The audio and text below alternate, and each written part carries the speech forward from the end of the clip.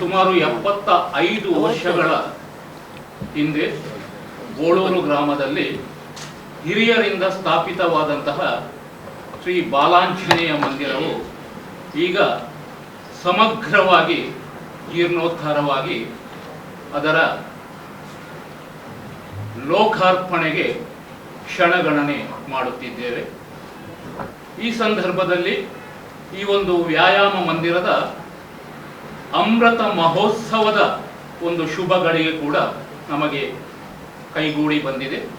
ಈ ಸಂದರ್ಭದಲ್ಲಿ ಈ ಒಂದು ಪತ್ರಿಕಾಗೋಷ್ಠಿಯನ್ನು ವ್ಯವಸ್ಥೆ ಮಾಡಲು ನಮ್ಮ ಮಂದಿರದ ಕಾರ್ಯಕರ್ತರು ಸಂಕಲ್ಪ ಮಾಡಿದ ಪ್ರಕಾರ ಈ ಒಂದು ಪತ್ರಿಕಾಗೋಷ್ಠಿಯನ್ನು ಈಗಿನ ವ್ಯವಸ್ಥೆ ಮಾಡಿದ್ದೇವೆ. ತಾವೆಲ್ಲ ಆಗಮಿಸಿದ್ದೀರಿ. ಪ್ರಥಮವಾಗಿ ಎಲ್ಲ ಪತ್ರಿಕಾ ಮಾಧ್ಯಮದ ಪ್ರತಿನಿಧಿ ಬಂಧುಗಳಿಗೆ ನಮ್ಮ ಬಾಲಾಂಜನೇಯ ಮಂದಿರದ ಪರವಾಗಿ ಗೌರವಪೂರ್ವಕವಾದ ಸ್ವಾಗತವನ್ನು ಮಾಡುತ್ತೇವೆ. ಅದೇ ರೀತಿ ನಮ್ಮ ಕಾರ್ಯಕರ್ತರನ್ನು ಪರಿಚಯಿಸುವುದು ಕೂಡ ನಮ್ಮ ಕರ್ತವ್ಯ. ಪ್ರಥಮವಾಗಿ ನಮ್ಮ ಶ್ರೀ ಯಶವಂತ್ ಪಿ ಮೆಂಡನ್ ರವರು, ನಮ್ಮ ಬೋಳೂರು ಮೊಗವೀರ ಮಹಾಸಭಾದ ಅಧ್ಯಕ್ಷರು. ಅದೇ ರೀತಿ ಮಾಸ್ಟರ್ ಬಿ ಆನಂದ ಪುತ್ರನ್ ಅವರು ನಮ್ಮ ಬಾಲಾಂಜನೇಯ ಮಂದಿರದ ಗೌರವ ಅಧ್ಯಕ್ಷರು. ಅದೇ ರೀತಿ ರಂಜನ್ ಎಸ್ ಕಾಂಚನ್ ಅವರು ನಮ್ಮ ಜೀರ್ಣೋದ್ಧಾರ ಸಮಿತಿಯ ಅಧ್ಯಕ್ಷರು. ಅದೇ ರೀತಿ ಜಗದೀಶ್ ಬಂಗೇರ ಅವರು ನಮ್ಮ ಮಂದಿರದ ಜೀರ್ಣೋದ್ಧಾರ ಸಮಿತಿಯ ಸಂಚಾಲಕರು. ಆ ಕಡೆ ಅರುಣ್ ಮೆಂಡನ್ ಇದ್ದಾರೆ, ಅವರು ಕೂಡ ನಮ್ಮ ಜೀರ್ಣೋದ್ಧಾರ ಸಮಿತಿಯ ಸಂಚಾಲಕರು. ನಾನು ಯಶವಂತ್ ಬೋಳೂರ್ ಜೀರ್ಣೋದ್ಧಾರ ಸಮಿತಿಯ ಪ್ರಧಾನ ಕಾರ್ಯದರ್ಶಿಯಾಗಿದ್ದೇನೆ. ಅದೇ ರೀತಿ ಸಚಿನ್ ಪಾಲ್ ಇದ್ದಾರೆ, ನಮ್ಮ ಜೀರ್ಣೋದ್ಧಾರ ಸಮಿತಿಯ ಜೊತೆ ಕಾರ್ಯದರ್ಶಿ. ನಮ್ಮ ಜೀರ್ಣೋದ್ಧಾರ ಸಮಿತಿಯ ಕೋಶಾಧಿಕಾರಿಗಳಾದ ಶಿವಪ್ರಸಾದ್ ಇದ್ದಾರೆ. ಅದೇ ರೀತಿ ಸಭಾ ಕಾರ್ಯಕ್ರಮ ಸಮಿತಿಯ ಮಧುಕುಮಾರ್ ಶ್ರೀಯಾನ್, ಕೃಷ್ಣಕುಮಾರ್ ಶ್ರೀಯಾನ್ ಅವರು ಕೂಡ ಇದ್ದಾರೆ. ಎಲ್ಲರನ್ನ ಪರಿಚಯ ಮಾಡಿ ಪ್ರಥಮವಾಗಿ ನಮ್ಮ ಬೋಳೂರು ಮೊಗವೀರ ಮಹಾಸಭಾದ ಅಧ್ಯಕ್ಷರು ಪ್ರಾಸ್ತಾವಿಕ ರೂಪದಲ್ಲಿ ಒಂದಿಷ್ಟು ಮಾಹಿತಿಯನ್ನು ತಮಗೆ ನೀಡಲಿದ್ದಾರೆ. ಸಮುದ್ರವನ್ನೇ ನಂಬಿ ಜೀವನ ಮಾಡುವಂಥ ಒಂದು ಸಮಾಜ ಮೊಗವೀರ ಸಮಾಜ. ಈ ಸಮಾಜದ ಆಗಿನ ಕಾಲದ ತರುಣರು, ಸುಮಾರು 75 ವರ್ಷದ ಮೊದಲು ಆಗಿನ ಕಾಲದ ತರುಣರು ಒಂದು ಕಡೆ ಸಮುದ್ರದಲ್ಲಿ ದುಡಿದು ಬಂದ ನಂತರ ಭಜನಾ ಮಂದಿರದಲ್ಲಿ ಭಜನೆಯನ್ನು ಮಾಡ್ತಾ ಇದ್ದರೆ, ಒಂದು ಕಡೆಯಿಂದ ವ್ಯಾಯಾಮಕ್ಕೋಸ್ಕರ ವ್ಯಾಯಾಮ ಶಾಲೆಯನ್ನು ನಿರ್ಮಿಸಿ ಅಲ್ಲಿಂದ ವ್ಯಾಯಾಮ ಮುಖಾಂತರ ತಮ್ಮ ಆರೋಗ್ಯವನ್ನು ಕಾಪಾಡುವಂಥ ಕೆಲಸವನ್ನು ಆಗಿನ ಕಾಲದಲ್ಲಿ ಮಾಡ್ತಾ ಬಂದರು. ಆ ಕಾಲದಲ್ಲಿ ದಿವಂಗತ ದೇವಪ್ಪ ಸುವರ್ಣ ಇವರ ಮುಂದಾಳತ್ವದಲ್ಲಿ ಆಗಿನ ತರುಣರು 75 ವರ್ಷದ ಮೊದಲು ಬಾಲಾಂಜನೇಯ ಮಂದಿರವನ್ನು ಬೋಳೂರು ಮೊಗವೀರ ಮಹಾಸಭಾದ ಒಂದು ಸಹಕಾರದೊಂದಿಗೆ ಅಲ್ಲಿ ಬಾಲಾಂಜನೇಯ ಮಂದಿರವನ್ನು ಸ್ಥಾಪನೆ ಮಾಡಿದ್ದರು. ಇವತ್ತು ನಾವು ಕಾಣಬಹುದಾಗಿರುವಂಥ ಒಂದು ವಿಚಾರ ಏನೆಂದರೆ, ಪೊಳಲಿ ರಾಜರಾಜೇಶ್ವರಿ ಅಮ್ಮನವರ ಮಣ್ಣಿನ ವಿಗ್ರಹ ಹೇಗಿದೆಯೋ ಹಾಗೆಯೇ ಇಲ್ಲೂ ಕೂಡ ಬೋಳೂರಲ್ಲಿ ಬಾಲಾಂಜನೇಯ ವಿಗ್ರಹ ಸುಮಾರು 6.5 ಫೀಟ್ ಎತ್ತರದ ಮಣ್ಣಿನ ಮೂರ್ತಿಯ ವಿಗ್ರಹ. ಇಂತಹ ವಿಗ್ರಹವನ್ನು ಅಲ್ಲಿ ಕ್ರಮೇಣ ಆ ವಿಗ್ರಹದಲ್ಲಿ ದೋಷ ಕಂಡು ಬಂದ ತಕ್ಷಣ ನಾವು ಪ್ರಶ್ನೆ ಚಿಂತನೆ ಮುಖಾಂತರ ವಿಚಾರ ಮಾಡಿಕೊಂಡು ಹೋಗುವಾಗ ಅಲ್ಲಿ ಮೂರ್ತಿಯನ್ನು ಬದಲು ಮಾಡಬೇಕನ್ನುವಂಥ ಪ್ರಶ್ನೆ ಚಿಂತೆಯಲ್ಲಿ ಕಂಡುಬಂತು. ಊರಿನ ಸಮಸ್ತರು ಸೇರಿದು ಆಡಳಿತ ಮಂಡಳಿಯವರು ಊರಿನ ಸಮಸ್ತರನ್ನು ಸೇರಿಸಿ ಊರವರನ್ನು ಸೇರಿಸಿ ಚಿಂತನೆ ಮುಖಾಂತರ ಜೀರ್ಣೋದ್ಧಾರದ ಕೆಲಸಕ್ಕೆ ಕೈ ಹಾಕಬೇಕೆನ್ನುವಂಥ ನಿರ್ಧಾರ ಮಾಡಿ ಈ ಸಂದರ್ಭದಲ್ಲಿ ಪೂರ್ಣ ಪ್ರತಿಷ್ಠೆಯ ಮುಖಾಂತರ ಮೈಸೂರು ನಮ್ಮ ಅಯೋಧ್ಯೆಯ ರಾಮ ಮಂದಿರದಲ್ಲಿ ರಾಮನ ವಿಗ್ರಹವನ್ನು ಕೆತ್ತಿದಂತಹ ಅರುಣ್ ಯೋಗಿರಾಜ್ ಅವರ ಹಸ್ತದಲ್ಲಿ ಕೆತ್ತನೆ ಮುಖಾಂತರ ಬಾಲಾಂಜನೇಯ ಮೂರ್ತಿ ಕೂಡ ಇಲ್ಲಿ ಅಲ್ಲಿ ವ್ಯವಸ್ಥೆ ಆಗ್ತಾ ಉಂಟು ಮೈಸೂರಲ್ಲಿ. ಅದನ್ನು ಪುರಪ್ರವೇಶವನ್ನು ನಾಳ್ದು ಮಂಗಳೂರಿಗೆ ಪುರಪ್ರವೇಶ ಆಗಲಿಕ್ಕಿದೆ. ಈ ಸಂದರ್ಭದಲ್ಲಿ ಉರುವ ಮಾರಿಯಮ್ಮ ಕ್ಷೇತ್ರದಿಂದ ಉರೆಕಾಣಿಕೆ ಹಾಗೂ ಪುರಪ್ರವೇಶದ ಕಾರ್ಯಕ್ರಮ ಕೂಡ ಸಂಜೆ 4 ಗಂಟೆಗೆ ಮಾರಿಯಮ್ಮನಲ್ಲಿ ಪ್ರಾರ್ಥನೆ ಮೂಲಕ ನಡೆಯಲಿಕ್ಕಿದೆ. ಹಾಗೆಯೇ ನಾಡ್ದು 3 ತಾರೀಕಿನಿಂದ 6 ತಾರೀಕು ತನಕ ಎಲ್ಲ ಶುದ್ಧ ವಾಸ್ತು ಎಲ್ಲ ಹವನಗಳು ನಡೆದು 6ನೇ ತಾರೀಕಿನಂದು ಬ್ರಹ್ಮಕಲಶ ಸೇವೆ ನಡೆಯಲಿಕ್ಕಿದೆ.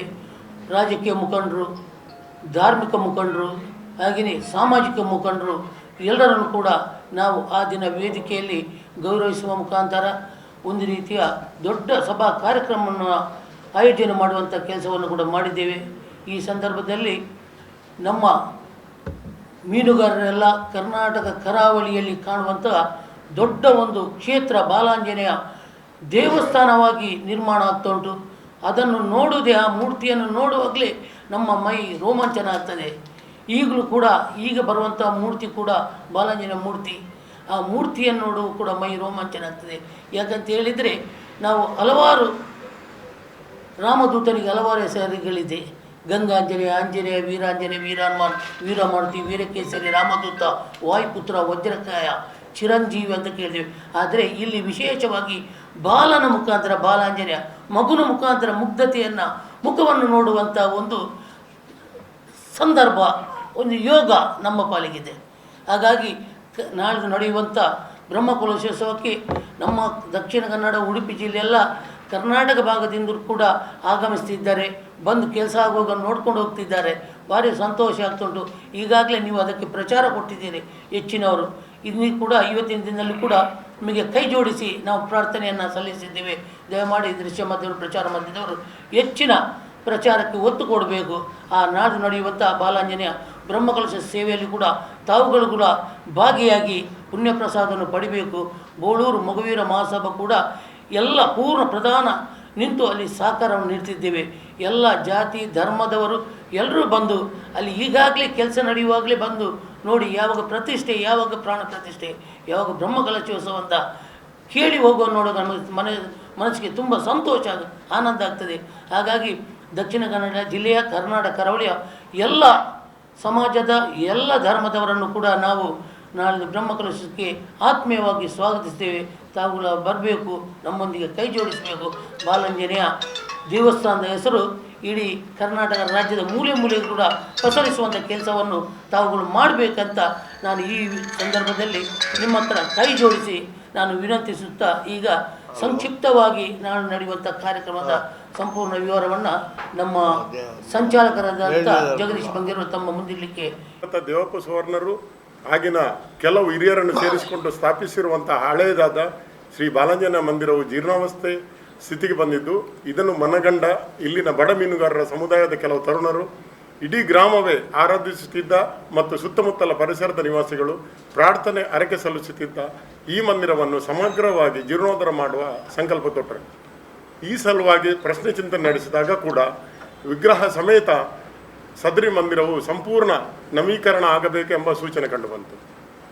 ಈ ಪ್ರಯುಕ್ತ ಗ್ರಾಮದ ನಿವಾಸಿಗಳು ಮತ್ತು ಭಕ್ತರು ಒಟ್ಟು ಸೇರಿ ಈ ಮಂದಿರದ ಸಮಗ್ರ ಜೀರ್ಣೋದ್ಧಾರಕ್ಕಾಗಿ ಶ್ರೀ ಬಾಲಾಂಜನೇಯ ಸ್ವಾಮಿ ಸೇವಾ ಟ್ರಸ್ಟ್ ಎಂಬ ಹೆಸರಿನಲ್ಲಿ ಸಮಿತಿಯೊಂದನ್ನು ರಚಿಸಿ ಇದನ್ನು ಸರ್ಕಾರದ ನಿಯಮ ಪ್ರಕಾರ ನೋಂದಣಿಗೊಳಿಸಿ ಸದರಿ ಮಂದಿರದ ಸಮಗ್ರ ನವೀಕರಣದ ಮಹತ್ ಕಾರ್ಯವನ್ನು ಬೋಳೂರು ಮಗುವೀರ ಮಹಾಸಭಾದ ಸಮಗ್ರ ಮಾರ್ಗದರ್ಶನ ಮತ್ತು ಸಹಕಾರದೊಂದಿಗೆ ಕೈಗೆತ್ತಿಕೊಂಡಿದ್ದಾರೆ.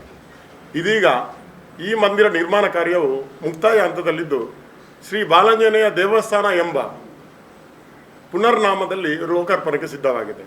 ಈ ಸಲುವಾಗಿ ಮಾರ್ಚ್ ದಿನಾಂಕ 31 ಸಂಜೆ 3:30ಕ್ಕೆ ನೂತನ ವಿಗ್ರಹದ ಪುರಪ್ರವೇಶ ಮತ್ತು ಹೊರೆಕಾಣಿಕೆ ಮೆರವಣಿಗೆ ನಡೆಯಲಿದೆ. ಅಯೋಧ್ಯೆಯ ಶ್ರೀ ರಾಮಲಲ್ಲನ ವಿಗ್ರಹ ರಚಿಸಿರುವ ಮೈಸೂರಿನ ಖ್ಯಾತ ಶಿಲ್ಪಿ ಶ್ರೀ ಅರುಣ್ ಯೋಗಿರಾಜ್ ಅವರೇ ನಮ್ಮ ಶ್ರೀ ಬಾಲಾಂಜನೇಯ ವಿಗ್ರಹವನ್ನು ರೂಪಿಸಿರುತ್ತಾರೆ. ಮುಂದೆ ಏಪ್ರಿಲ್ ದಿನಾಂಕ 3ರಿಂದ ವಿವಿಧ ವೈದಿಕ ಕಾರ್ಯಕ್ರಮಗಳು ಆರಂಭವಾಗಲಿದ್ದು, ಏಪ್ರಿಲ್ ದಿನಾಂಕ 6ರ ಶ್ರೀರಾಮ ನವಮಿಯಂದು ನೂತನ ಶಿಲಾ ವಿಗ್ರಹದ ಪುನರ್ ಪ್ರತಿಷ್ಠೆ ಮತ್ತು ನೂತನ ದೇವಸ್ಥಾನದಲ್ಲಿ ಬ್ರಹ್ಮಕಲಶೋತ್ಸವ ನೆರವೇರಲಿದೆ. ಈ ಸಂದರ್ಭ ಮಂದಿರದ ಅಮೃತ ಮಹೋತ್ಸವ ಕೂಡ ನಡೆಯಲಿದ್ದು, ಸಭಾ ಕಾರ್ಯಕ್ರಮ, ಸಾಂಸ್ಕೃತಿಕ ಕಾರ್ಯಕ್ರಮ ಹಾಗೂ ಅನ್ನ ಸಂತರ್ಪಣೆಯು ಜರುಗಲಿದೆ. ಸಾಮೂಹಿಕ ಹನುಮಾನ್ ಚಾಲೀಸ್ ಪಠಣ, ಏಕಕಾಲದಲ್ಲಿ ದಶತಂಡಗಳ ಕುಣಿತ ಭಜನೆಯು ಸಂಪನ್ನವಾಗಲಿದೆ. ಮಾಧ್ಯಮ ಪ್ರತಿನಿಧಿಗಳಾದ ತಾವು ನಮ್ಮ ಈ ನೂತನ ದೇವಸ್ಥಾನದ ಸರ್ವ ಕಾರ್ಯಕ್ರಮಗಳಿಗೂ ಪ್ರಚಾರ ನೀಡಿ ಪೂರ್ಣ ಸಹಕಾರ ನೀಡಬೇಕೆಂದು ತಮ್ಮಲ್ಲಿ ಮನವಿ ಮಾಡಿಕೊಳ್ಳುತ್ತಿದ್ದೇನೆ. ಮಾಧ್ಯಮ ಮಿತ್ರರು ಮತ್ತು ಪತ್ರಿಕೆ ಮಿತ್ರರಲ್ಲಿ ಒಂದು ವಿನಂತಿ. ನಿಮಗೆ ತಿಳಿದಿರುವಂತೆ ಈಗ ಪ್ರಚಾರದಲ್ಲಿ ತುಂಬ ಕಡಿಮೆ ಇದ್ದೇವೆ. ಯಾಕಂತ ಹೇಳಿದರೆ ಎಲ್ಲ ಫ್ಲೆಕ್ಸ್ಗಳು ನಮ್ಮ ಮಂಗಳೂರು ಮಹಾನಗರ ಪಾಲಿಕೆ ಬ್ಯಾನ್ ಮಾಡಿದ್ದಾರೆ. ಈಗ ನೀವು ನೋಡಿರ್ಬೋದು ಎಲ್ಲಿ ಫ್ಲೆಕ್ಸ್ ಹಾಕ್ಲಿಕ್ಕೆ ಇದು ನಮಗೆ ತುಂಬ ಹಿನ್ನಡೆ. ನಾವು ಅಂದಾಜು ಇಷ್ಟೆಲ್ಲ ಖರ್ಚು ಮಾಡಿ ಇಷ್ಟು ಒಂದು ದೊಡ್ಡ ರೀತಿಯಲ್ಲಿ ನಾವು ಅನ್ನ ಸಂದರ್ಭದ ವ್ಯವಸ್ಥೆ ಮಾಡಿದ್ದೇವೆ, ಸಾಂಸ್ಕೃತಿಕ ಕಾರ್ಯಕ್ರಮ ಮಾಡಿದ್ದೇವೆ. ಈಗ ನಮಗೆ ಪ್ರಚಾರದ್ದು ತುಂಬ ಅಗತ್ಯ ಇದೆ. ಆದ್ದರಿಂದ ನಿಮ್ಮಲ್ಲಿ ಮಾಧ್ಯಮ ಮಿತ್ರರು ಮತ್ತು ಟಿವಿ ಮಾಧ್ಯಮದವರಲ್ಲಿ ಒಂದು ವಿನಂತಿ, ದಯವಿಟ್ಟು ನಮಗೆ ಒಂದು ಈ ಸಲಕ್ಕೆ ಹೆಚ್ಚಿನ ಪ್ರಚಾರ ಕೊಡಬೇಕಂತೇಳಿ ತಮ್ಮಲ್ಲಿ ಕಳಕಳಿಯಿಂದ ನಾವು ಕೇಳ್ತಾ ಇದ್ದೇವೆ. ಇಲ್ಲದ್ರೆ ಇಷ್ಟು ದೊಡ್ಡ ಕಾರ್ಯಕ್ರಮ ಮಾಡಿ ನಮಗೆ ಜನ ಬರಲೇಬೇಕಾಗ್ತದೆ. ಅದರಿಂದ ದಯವಿಟ್ಟು ಇದರ ಬಗ್ಗೆ ಸ್ವಲ್ಪ ಹೆಚ್ಚಿನ ಮುತುವರ್ಜಿ ವಹಿಸಿ ನಮಗೆ ಸಹಕಾರ ಕೊಡಬೇಕಂತ ಹೇಳಿ ನಮ್ಮೆಲ್ಲ ಕಮಿಟಿಯ ಪರವಾಗಿ ನಾವು ತಮ್ಮಲ್ಲಿ ಕಳಕಳಿಯಿಂದ ಕೇಳ್ತಿಕೊಳ್ತೇವೆ. ಅರುಣ್ ಯೋಗಿರಾಜರೇ ಅವರೇ ಅದನ್ನು ಮಾಡ್ತಿದ್ದಾರೆ. ಆ್ಯಕ್ಚುಲಿ ಅವರು ಅಯೋಧ್ಯೆದು ಮಾಡೋ ಮೊದಲೇ ನಾವು ಅವರಿಗೆ ಅಪ್ರೋಚ್ ಆಗಿ ಅವರ ಹತ್ರ ಎಲ್ಲ ಇದರ ಬಗ್ಗೆ ಎಲ್ಲ ಡಿಸ್ಕಷನ್ ಆಗಿದ್ದೇವೆ. ಮತ್ತೆ ಅವರಿಗೆ ಅಯೋಧ್ಯೆ ಅವಾಗ ಅವ್ರದ್ದು ಕೂಡ ಅಯೋಧ್ಯೆಯಲ್ಲಿ ಮಾಡ್ತಾ ಇದ್ರು. ಅದ್ರ ಮೊದಲು ನಾವು ಅಷ್ಟು ಪ್ರಚಾರ ಇರಲಿಲ್ಲ. ಈಗ ಅವರೇ ಸ್ಪೆಷಲ್. ಈಗ ಇದೊಂದು ಅವರದೊಂದು ಆಸೆ ಇತ್ತು. ಅಯೋಧ್ಯೆಗೆ ಮೊದಲು ನಾವು ಒಂದು ಅವರಲ್ಲಿ ರಿಕ್ವೆಸ್ಟ್ ನಾವು ಅವರಿಗೆ ಆರ್ಡರ್ ಕೊಟ್ಟದ್ರಿಂದ ಇದು ನನ್ನ ಕೈಯಲ್ಲಿ ಆಗಬೇಕು ಎನ್ನುವ ಒಂದು ಅವರೊಂದು ಆಶೆಯಿಂದ ಒಂದು 2-3 ತಿಂಗಳಲ್ಲಿ ನಿರಂತರವಾಗಿ ಈ ವಿಗ್ರಹದ ಕೆಲಸ ಮಾಡಿ ನಮಗೆ ನಾಡಿದಿಗೆ ಕಳಿಸಿಕೊಡ್ತಾ ಇದ್ದಾರೆ. ಅವರು ಹೇಳ್ತಿದ್ರು ಇದೊಂದು ನನ್ನ ಕೈಯಲ್ಲಿ ಆಗಬೇಕು ಅಂತೇಳಿ ನಿರಂತರವಾಗಿ 3 ತಿಂಗಳಾದರೆ ಬೆನ್ನಿಂದ ಇದ್ದು ಅದನ್ನೊಂದು ಮಾಡಿಕೊಟ್ಟಿದ್ದಾರೆ ಅವರು. ಇಲ್ಲ ಮೇಡಮ್, ಈಗ ಅಂದರೆ ಫ್ಯಾಮಿಲಿ ಎಲ್ಲ ಹುಡುಗರಿಗೆಲ್ಲ ಮಲ್ಟಿ ಜಿಮ್ಗೆ ಹೋಗ್ತಾ ಇದ್ದಾರೆ. ಬಟ್ ನಮ್ಮದು ಕೂಡ ಆಲೋಚನೆ ಇದೆ. ಈಗ ಇದು ದೇವಸ್ಥಾನ ಆಗಿ ನಾವು ಸಂಪೂರ್ಣ ದೇವಸ್ಥಾನ ಅಂತೇಳಿ ಶಿಲಮಯ ದೇವಸ್ಥಾನ ಮಾಡಿದ್ದೇವೆ. ಬಟ್ ವ್ಯಾಯಾಮಶಾಲೆದು ಕೂಡ ಈಗ ಮುಂದಕ್ಕೆ ಏನಾದರೂ ಮಾಡ್ತಾ ಇದ್ದೇವೆ, ಆಲೋಚನೆ ಇದೆ ನಮ್ಮದು. ಬಟ್ ಅದು ದೇವಸ್ಥಾನ, ಅದು ಸಂಪೂರ್ಣವಾಗಿ ದೇವಸ್ಥಾನವಾಗಿ ಮಾಡಿಕೊಡ್ತೇವೆ ಮೂರ್ತಿಯನ್ನು. ಆನಂತರ ಅದನ್ನು ಬೋಳೂರು ಗ್ರಾಮಕ್ಕೆ ಕೊಂಡೋಗ್ತೇವೆ. ಇಲ್ಲಿ ಉರುವ ಮಾರ್ಕೆಟ್ ಆಗಿ, ನಂತರ ಮನ್ನಗುಡ್ಡೆ ಆಗಿ ಬೊಕ್ಕಪಟ್ಟಣ ಆಗಿ ಅಲ್ಲಿ ಕೊಂಡೋಗ್ತೇವೆ. ಈಗ ನಮ್ಮ ಅಧ್ಯಕ್ಷರು ಹೇಳಿದಾಗೆ ನಮಗೆ ಹೊರೆ ಕಾಣಿಕೆಗೆ ನೀವು ಒಂದು ಪ್ರಚಾರ ಕೊಟ್ಟರೆ ಒಳ್ಳೆ ರೀತಿಯಲ್ಲಿ ಹೊರೆ ಕಾಣಿಕೆ ಅಂದರೆ 30 ತಾರೀಕಿಗೆ ಹೊರೆ ಕಾಣಿಕೆ ಹೊರಡುವಾಗ ಅದು ಕಾರ್ಯಕ್ರಮದು ತಾವುಗಳೊಂದು ಪ್ರಚಾರ ಒಳ್ಳೆ ರೀತಿಯಲ್ಲಿ ಕೊಟ್ಟರೆ ನಮಗೆ ನಾಡಿದ್ದು ಕಾರ್ಯಕ್ರಮ ಸ್ಟಾರ್ಟ್ ಆಗುವಾಗ ಒಂದು ಜನ ಬರಲಿಕ್ಕೆ ಒಂದು ಹೆಲ್ಪ್ ಆಗ್ಬೋದು ಅಂತೇಳಿ. 3:30 ಗಂಟೆಗೆ ಅದೇ ಉರುವ ಮಾರಿಯಮ್ಮ ದೇವಸ್ಥಾನದಿಂದ ಹೊರಡುತ್ತದೆ. ನಮ್ಮ ಶಾಸಕರು ಉದ್ಘಾಟನೆ ಮಾಡಲಿಕ್ಕೆ ಒಪ್ಪಿಕೊಂಡಿದ್ದಾರೆ. ಶಾಸಕರು ಕೂಡ ಮಧ್ಯಾಹ್ನ ಬರ್ತಾರೆ ಅಲ್ಲಿಗೆ. ಅದೇ 3 ಏಪ್ರಿಲ್ನಿಂದ 6 ಏಪ್ರಿಲ್ ತನಕ ಈ ಪ್ರೋಗ್ರಾಮ್ ನಡೀತದೆ. ಅದಕ್ಕೆ ವೇದಮೂರ್ತಿ ಬ್ರಹ್ಮಶ್ರೀ ಕುಡುಪು ನರಸಿಂಹತಂತ್ರಿಯವರು ಅದಕ್ಕೆ ಪ್ರಾಣ ಪ್ರತಿಷ್ಠೆ ಕೊಡ್ತಾರೆ 6ನೇ ತಾರೀಕಿಗೆ. ಎಲ್ಲ ವೈದ್ಯ ಕಾರ್ಯಕ್ರಮ ಅವರ ನೇತೃತ್ವದಲ್ಲಿ ನಡೀತದೆ.